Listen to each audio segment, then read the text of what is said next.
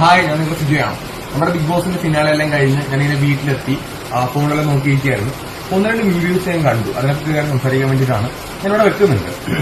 എനിക്ക് കിട്ടേണ്ട കപ്പായിരുന്നു. ജിൻഡോയ്ക്ക് യോഗ്യതയില്ല. മാധ്യമങ്ങൾക്ക് മുന്നിൽ അമർഷത്തോടെ സിജോ.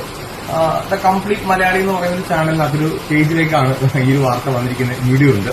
വേറെ ഒന്ന് രണ്ട് യൂട്യൂബ് ചാനലിൽ കൂടെ സമാനമായ രീതിയിലുള്ള തമ്പനിലും ടൈറ്റിലും കൊടുത്തുകൊണ്ട് ഒരു വാർത്തയെ കണ്ടു. ഞാൻ എവിടെയാണ് എന്റെ പൊന്നു ബ്രോ, എനിക്ക് കിട്ടേണ്ട കപ്പായിരുന്നു ഞാൻ എവിടെയാണ് പറഞ്ഞേ. ജിൻഡോയ്ക്ക് യോഗ്യതയില്ല. ആ പാവപ്പെട്ട ജിൻഡോ ബ്രോ ആ മനുഷ്യനോട് ഒരുപാട് കഷ്ടപ്പെട്ടതാണ് കപ്പടിച്ചതെന്നാണ് എയർപോർട്ടിലേക്ക് എത്തിയ സമയത്ത് ഞാൻ പറഞ്ഞത്. ആ പുള്ളിക്ക് ജിൻഡോ ബ്രോയ്ക്ക് കപ്പ് കിട്ടാൻ യോഗ്യതയില്ല എന്ന് എവിടെയും ഞാൻ പറഞ്ഞിട്ടില്ല. അപ്പൊ ഞാൻ പറയാത്ത കാര്യങ്ങൾ നിങ്ങൾ ഇങ്ങനെ വാർത്തയായിട്ട് കൊടുക്കുമ്പോഴത്തേക്കും ജിൻഡോ ബ്രോയ്ക്ക് അണയ്ക്കുന്നത് കണ്ടെങ്കിൽ എന്ത് തോന്നുന്നു? എനിക്ക് കണ്ടപ്പോൾ തന്നെ ഒരുപാട് ബുദ്ധിമുട്ട് തോന്നി. പറയാത്ത കാര്യങ്ങൾ കമ്പനിയിലും ടൈറ്റിലും ആക്കി ഇത് വാർത്ത കൊടുക്കുന്നുമുണ്ട്.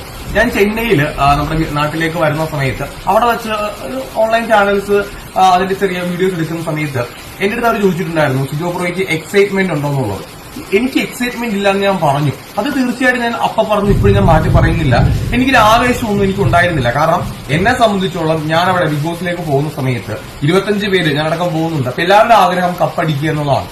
എന്റെ ആഗ്രഹവും കപ്പടിക്കുക എന്നുള്ളതായിരുന്നു. എനിക്ക് രണ്ടാമത്തെ, അതായത് 16 ദിവസം കഴിഞ്ഞ് 3ാമത്തെ ആഴ്ച എനിക്ക് അവിടെ നിന്ന് ഇറങ്ങേണ്ടി വന്നു. എന്റെ ഫിസിക്കൽ കണ്ടീഷൻ ഭയങ്കരമായിട്ട് മോശമായി. എനിക്ക് തിരിച്ചെത്തിയതിനു ശേഷം ഞാൻ ആഗ്രഹിക്കുന്ന പോലെ എനിക്ക് കളിക്കാനായിട്ട് സാധിച്ചില്ല. അപ്പൊ അതിന്റെ സങ്കടം എനിക്ക് തീർച്ചയായിട്ടും ഉണ്ട്. ഞാനാണെന്നുണ്ടെങ്കിൽ 90 ദിവസം കഴിഞ്ഞിട്ടാണ് പുറത്താകുന്നത്. അപ്പോൾ ഫിനാലേക്ക് തൊട്ട് മുന്നേയുള്ള ആഴ്ച ഞാൻ പുറത്താകുമ്പോൾ എനിക്ക് സങ്കടം ഉണ്ടാവും. ഞാൻ സത്യസന്ധമായിട്ടാണ് ഞാൻ പറഞ്ഞത് എനിക്ക് ആവേശമില്ല എന്നുള്ളത്. തീർച്ചയായിട്ടും എനിക്ക് ആവേശം ഇല്ലാഞ്ഞുകൊണ്ടാണ് ഇല്ല എന്ന് തന്നെ ഞാൻ പറഞ്ഞത്. അതിപ്പോ ജിൻഡോ ബ്രോ കപ്പടിച്ചതിനകത്ത് ആവേശമില്ല എന്നുള്ളത്. എനിക്ക് ആവേശമില്ല. അതായത് ഞാൻ ഇല്ലാത്ത ഞാൻ എങ്ങനെയാണ് ഉണ്ടാക്കി പറയാ. അതിപ്പോ 5 പേരാണ് അവിടെ ഉണ്ടായിരുന്നത്. ആ 5 പേരിൽ ആര് കപ്പടിച്ചാലും എനിക്ക് ഒരുപാട് അമിത ആവേശമൊന്നും ഉണ്ടാകാൻ പോകുന്നില്ല. കാരണം എന്റെ മനസ്സിലെ ആഗ്രഹം എനിക്ക് പാതി വഴിയിൽ ഉപേക്ഷിക്കേണ്ടി വന്ന അല്ലെങ്കിൽ കൃത്യമായിട്ട് കളിക്കാൻ പറ്റാതിരുന്ന ഒരാളാണ്. പിന്നെ PR-ന്റെ കാര്യം ഞാൻ പറഞ്ഞത്, തീർച്ചയായിട്ടും PR-നെ പറ്റി അപ്പോൾ ഞാൻ പറഞ്ഞ വാദം ഇപ്പോഴും ഞാൻ പറയുന്നു. അത് ടോപ്പ് 5 5 പേര് PR കൊടുത്തു എന്ന് മാത്രമല്ല ഞാൻ പറഞ്ഞത്.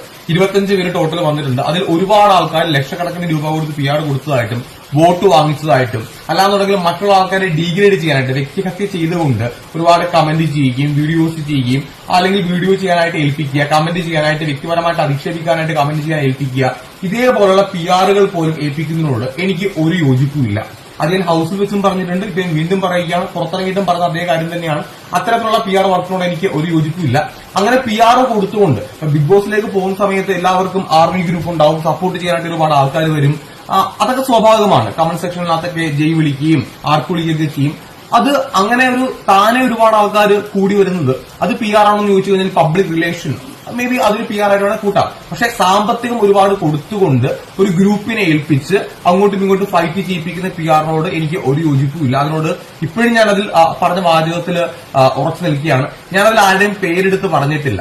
അവിടെയും കുറെ ആൾക്കാർ ജിൻഡോ ബ്രോയുടെ പേരെടുത്തുകൊണ്ടാണ് ജിൻഡോ ബ്രോ കപ്പടിച്ചപ്പോഴത്തേക്കും സിജോ ബ്രോയ്ക്ക് അസൂയ അങ്ങനെ ഇങ്ങനെയൊക്കെ നമ്മൾ ഇല്ലാത്ത കാര്യങ്ങൾ ഉണ്ടാക്കി പറയുമ്പോഴത്തേക്കും എനിക്കും അതിനകത്ത് ഒരുപാട് ബുദ്ധിമുട്ട് തോന്നും. കാര്യങ്ങൾ വളച്ചൊടിക്കുമ്പോഴത്തേക്കും നമുക്കത് കാണുമ്പോൾ നമുക്കത് ഇഷ്ടപ്പെടില്ല. ഇപ്പോ എനിക്കറിയാം സോഷ്യൽ മീഡിയയിലെ രീതി എനിക്ക് നന്നായിട്ട് അറിയാം. കാരണം ഞാൻ സോഷ്യൽ മീഡിയയിൽ ഒരാളാണ്. നമ്മളിപ്പോ വ്യൂസ് കിട്ടാൻ വേണ്ടി തമ്പനിയിലും ടൈറ്റിലിനകത്തൊക്കെ നമ്മൾ അട്രാക്റ്റീവ് ആയിട്ടുള്ള വാചകങ്ങളെല്ലാം ഉൾപ്പെടുത്താറുണ്ട്. പക്ഷേ നമ്മൾ പറയാത്ത വാചകങ്ങൾ, നമ്മൾ മനസ്സിൽ പോലും കരുതാത്ത വാചകങ്ങൾ നിങ്ങൾ ഉൾപ്പെടുത്തുമ്പോഴത്തേക്കും നമുക്കത് ബുദ്ധിമുട്ടാവും.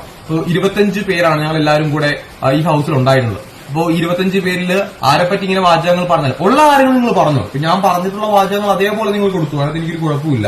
പക്ഷെ ഇല്ലാത്ത വാചകങ്ങൾ കൊടുക്കരുത്. അതിനോട് എനിക്ക് വിയോജിപ്പ് മാത്രമേ ഉള്ളൂ. ഞാൻ പറഞ്ഞ കാര്യങ്ങളിനകത്തൊന്നും ഇപ്പോഴും ഞാൻ തിരുത്തുന്നില്ല.